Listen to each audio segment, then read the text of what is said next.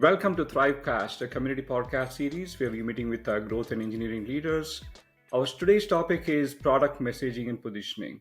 And to discuss the whys and the whats and the whos and the whens, we have our famed LinkedIn sensation, Robert Kaminski, with us. Robert, you have been a sensation on social channels. In the last maybe about a year or so, your posts have been receiving almost about thousands of requests or thousands of views every single time you post within a span of a couple of hours. Every post is very engaging. You're attracting dialogues. You're also attracting diametrically opposing viewpoints. Both have very strong, sense of being there. And so, to the fools who don't know you yet, could you briefly introduce yourself? Who is Robert and what is Fletch? Yeah, absolutely. Well, first off, thanks for having me. Excited to chat through some of this stuff with you today. Yeah, so I'm a partner and founder at Fletch. I run it with Anthony Pieri, and we call ourselves a positioning and messaging consultancy specifically for B2B startups. And what we've essentially created is a productized service to help you unpack what we call your minimum viable positioning and then structure out your core messaging, which is usually made up of your three main arguments or value props. And then we help these founders translate those into their homepage messaging, which can be translated into other assets as well. But that's generally where they run into the first challenge is what the heck do I put on my site? How do I explain myself? Which is really, really difficult when you're an early stage company that's trying to find fit. And that's pretty much all we do. We are dead set on being the what we call the best product marketers for early stage companies that are trying to figure out their positioning and messaging. And that focus, kind of going back to LinkedIn and having all those engagements and conversations, is really what prompts all of that. Is when you go really specific on a topic and you kind of create some unique insights for people to rally around and rally against, and it creates just an immense level of learning both for us and for our audience. That's super. So, and I think to the viewers, Robert and I, we've chatted a couple of times, and every single time we've had sparks of ideas, and we thought we should record some of them and share it publicly. And here we are recording our first podcast. Robert, I think the last time, maybe the first time when we met, you gave an interesting story about how you got started.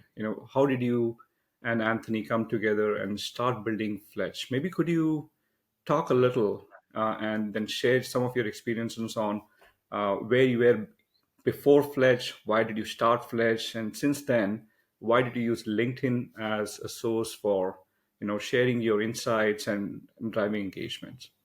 Yeah.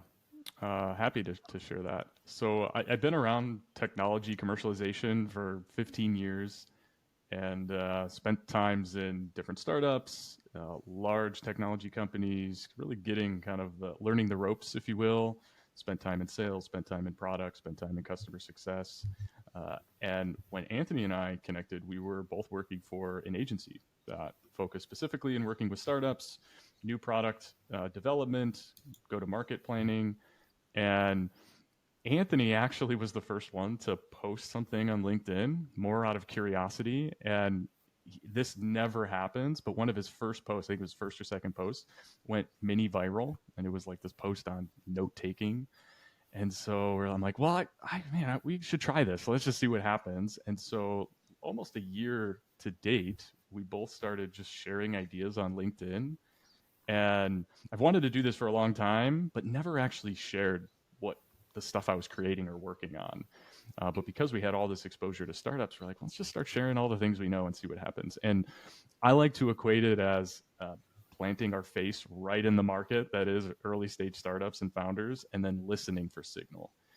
And I say that Mhm. because the first 6 months, we would post about not just product marketing, but product management and strategy. And, Anthony's post, how you take notes and all these different frameworks we were coming across, kind of sharing our learning story. And if I'm being honest, a lot of that content was probably terrible. We had no idea what we were doing. There was no audience at the time. But as you post regularly, we were literally posting every day and listening for signal. Who cares about what? Who's struggling with what? And we very quickly, 3 to 6 months in, started to realize that product marketers were really interested in some of the stuff we talked about. And also founders that are in early stage, but we're essentially doing product marketing work. And we just super deep dived into how we do that. And I think the big unlock for us was, number one, figuring out what our niche was going to be for how we share what we do. And then this is stuff we've been doing for a long time, just never sharing it in public. So that was number one. The second thing is we started to visualize our concepts. And the premise for Fletch is we realized that in product marketing, even really seasoned product marketers didn't have a definition for things. It was all very fuzzy. Even people that I respect to this day would get into debates over, is that a feature or is that a capability? What's a benefit? And we're going, this is madness. Everyone's making it up as they go. And so we spent a lot of time as we started posting, essentially testing definitions. So basically, can we take product marketing and turn it from this art where everyone can make up whatever they want into a science where you can irrefutably say that's a capability, that's a benefit. And when you work from that foundation, then you can break things down and build things up in a way that actually matters. And so that's kind of how we started Fletch, from that core framework of what is a value proposition, how do you break down language and what does it mean? And what it's evolved to is connecting that back up to positioning. And that's simply because your messaging is this expression of your positioning.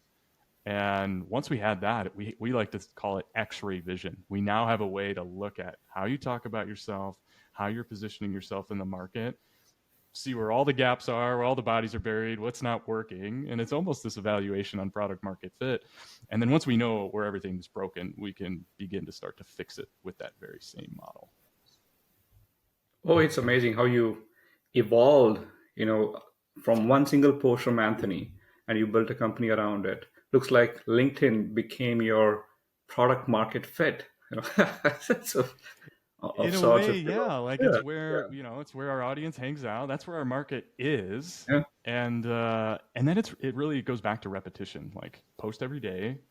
You're going to have a dozen conversations in the comments, probably another dozen or so per day in DMs, founders literally hitting us up and saying, hey, I think you can help me. And we're like, can I? yeah. Like, let's talk. And then getting in a room with them. So we spent, in the first year, I mean, we were spending, each of us taking 20, 30 meetings a week with founders, just hearing about what they're struggling with. And then at the time, pitching them a version of our service that we didn't quite know what it was yet, until we've, you iterate your way to actually finding out what your product or what your service is. And now I wouldn't call us a finely tuned machine, but getting pretty close to it, where we know exactly who we can help and who we can't help and how we help them, which is a powerful thing from a business standpoint. It's very interesting, and maybe could you educate the audience on why product messaging is becoming so important, so crucial for startups, for even large companies, to so to say. But I think Yeah.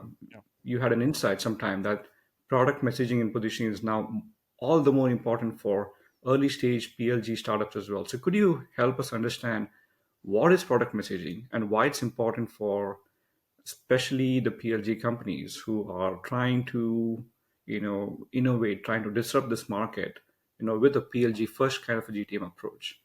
Yeah. There's really two things here. One is more at a meta level, regardless whether you're PLG or not, is messaging. The channels are crowded, like more crowded than they ever have been. And so there's a ton of noise.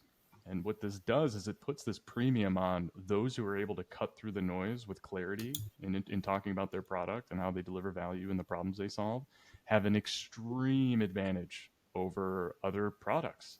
It's no longer good enough to have a killer product. You have to have a great way to get that message in the hands of prospects. And so that's number one, is just this overwhelm of crowdedness, where before, just throw a bunch of money, get your messages out there, and you're going to win. Now it's no longer get them out there. It's like get them out there and make them stand out. Now with PLG, where this becomes in particular very important, is the fact that you don't have a translator of the message. So when you think about, if you're not PLG, you've got salespeople. And salespeople are pretty amazing at being dynamic in how they message and position. They can go into one room, navigate the conversation, introduce the product in a way that meets the target where they're at. With PLG, you don't have that at all. You essentially have this like boilerplate set of people are going to come through this door and they all might want something different. How do I funnel them into the value and the ahas of my product so that they eventually become a paying customer?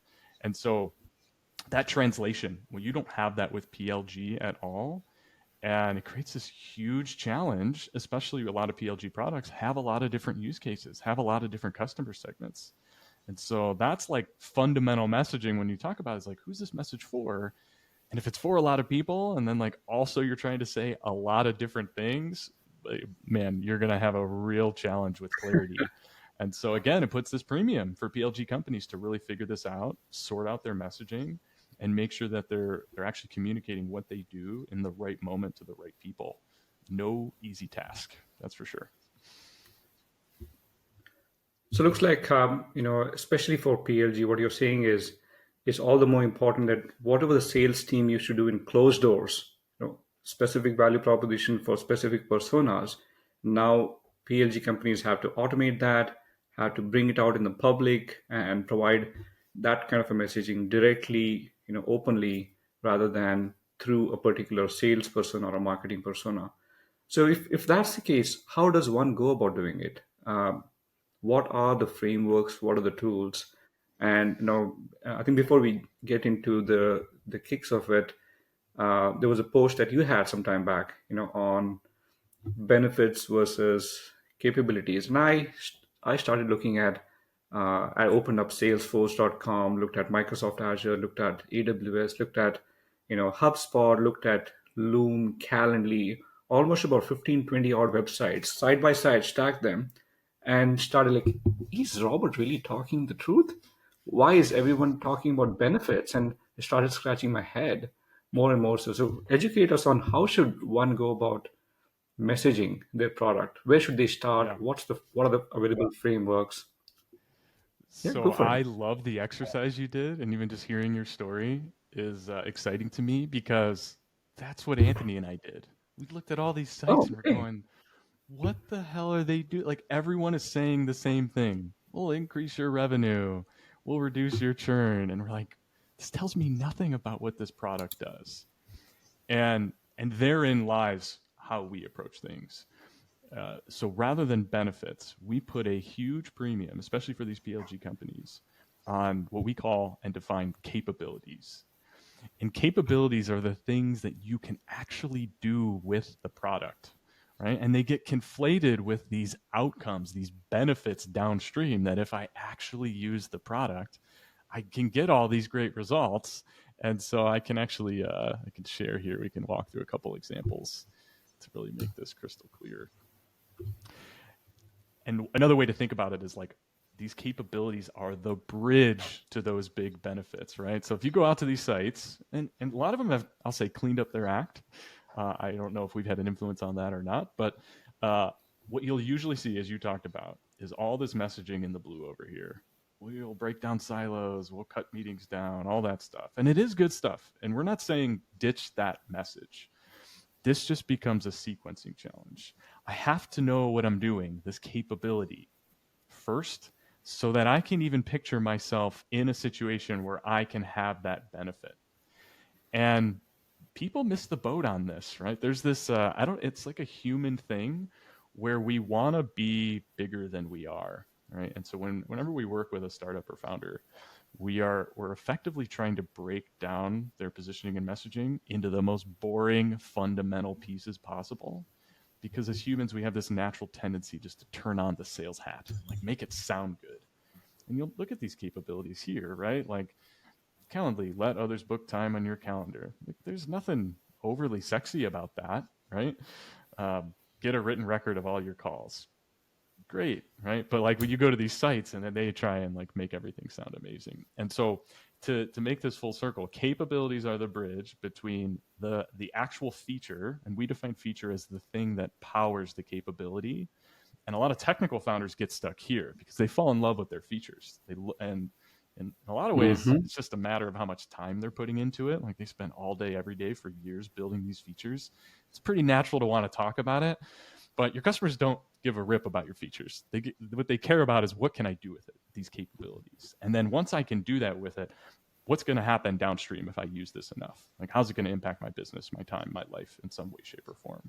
And so this formula to us of features to capabilities to benefits, one of the biggest unlocks that we came across just working this model with over 60 startups, is that a lot of them were just completely missing capabilities because they were trying to deliver this huge high level benefit statement. Yeah, this is very interesting. So, um, I was just laughing when you said some of them have gotten their acts together. Warning to anyone and everyone who does not have a capability on their website. If you don't have it, Mr. Kaminski is coming to get you.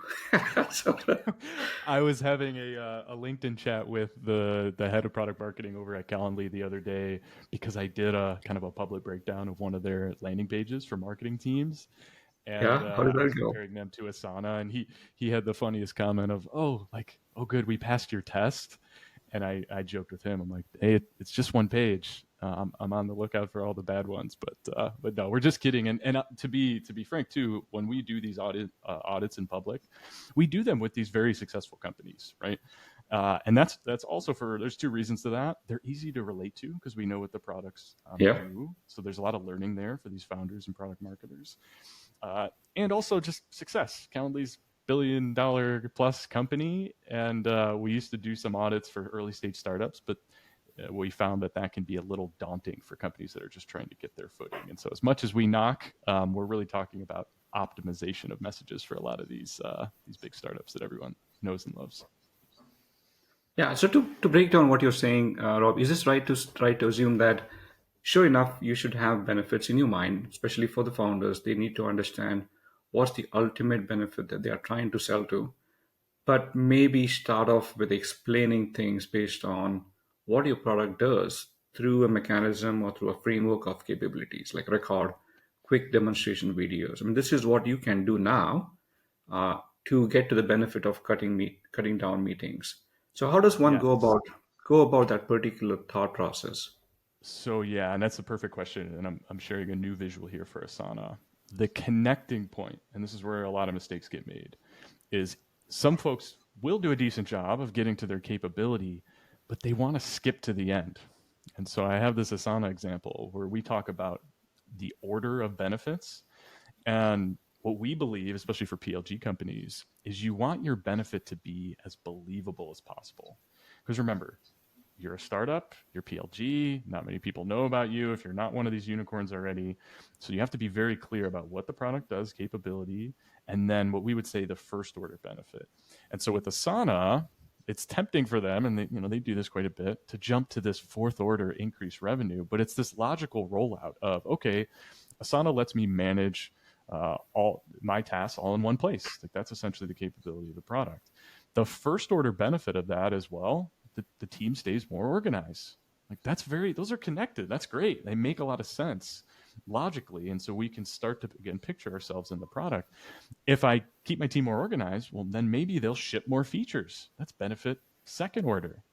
And if they ship more features, maybe that'll increase the retention or word of mouth on my product. Third order benefit. And if I get more word of mouth on my product, I'm going to get more customers and increase revenue, right? And so it's not that they're wrong. They're just creating what we would call this like believability gap, where it's like, no. And here's the thing, when you're in a mature category and you do get name brand recognition, Asana can probably get away with this. When you're a Hmm. startup, your biggest burden is, I don't know who you are, I don't believe you, and when you start saying that you're going to increase my revenue, you've already turned off my mind. It's like, you're not actually hitting on what I'm trying to do today. And so it's exactly that, is just keeping the benefit as close to what the product actually does. And then again, you don't lose these other messages of second and third order benefits. These are the ones that are more geared towards those sales conversations, those demos, or I'm in the product and I'm further along, I'm already using things. Now you can hit me with a second message where I try and get to this next level aha and this next level benefit. So sequencing is really what it's all about. Yeah. So if you do something like this, probably this is where yours and Anthony's you know skills come into play. But how does a startup go about? Let's say they went ahead and written down their features. They have written down their potential capabilities.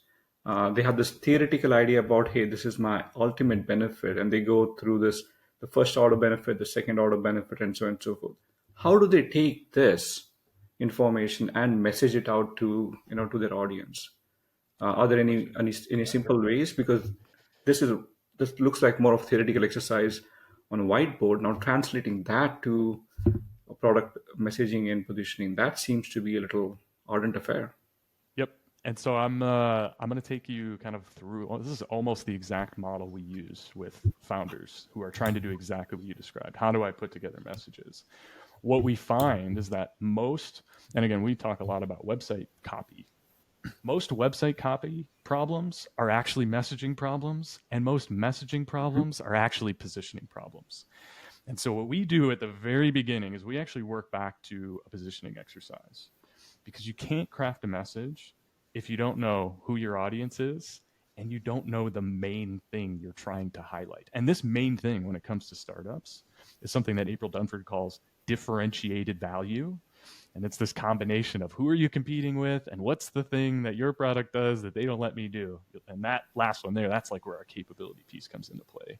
And so what I'm sharing here, we call this our 8-box exercise, but it's essentially a high level snapshot of your positioning. And so we've got 4 market elements on the top, four product elements on the bottom. And what you need is at least one element, we call it a positioning anchor, from each side, the market or product side, literally connecting product and market.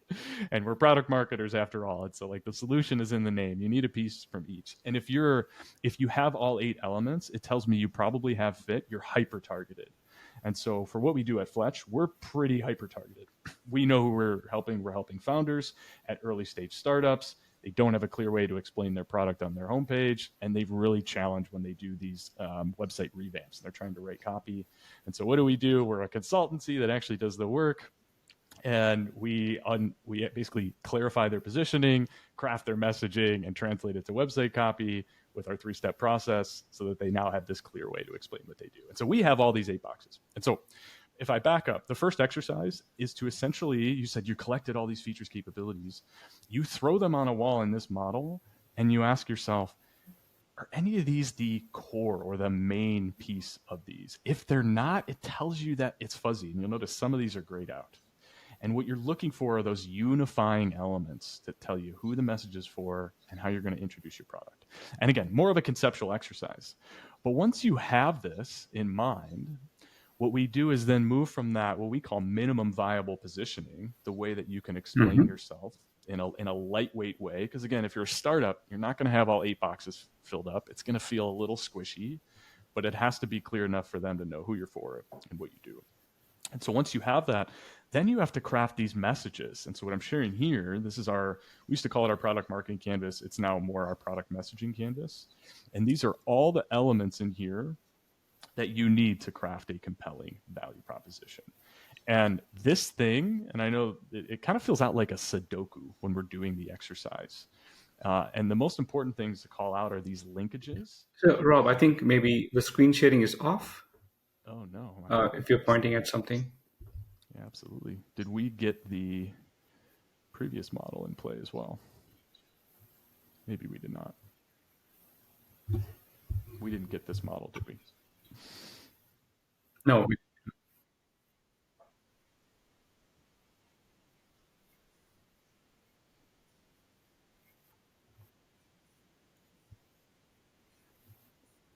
Got it. Beautiful. Okay. So what I'm sharing here is our product messaging canvas. And the important pieces here are all the linkages between these elements. And when you're filling this out, this ends up being a little bit like a verbal Sudoku exercise. You're trying to get alignment, and each row represents a value prop here. And so the example shown here is for Figma. And what this starts to really pressure test for a lot of founders and product marketers is they have a tendency to over message. And so there's 2 things that happen here: alignment and prioritization, because there's only 3, and we recommend that there's only 3 when we think about homepage messaging. You can run this exercise for different parts of the journey, as I'm sure we'll speak to here in a few minutes. But you have to pick the most, and there's two approaches to this. The most compelling, usually we're starting with most compelling capabilities, or the most compelling problems that you solve, right? Because this whole exercise, if I were to like highlight one thing here that's the most important, is this contrast of the current way and the problems and limitations of the current way to what your product does. This goes back to April Dunford's differentiated value in our model. Because we're trying to like make that contrast so extreme that it's like, oh my goodness, this is fundamentally better than what I'm doing today, and I see exactly how they do it.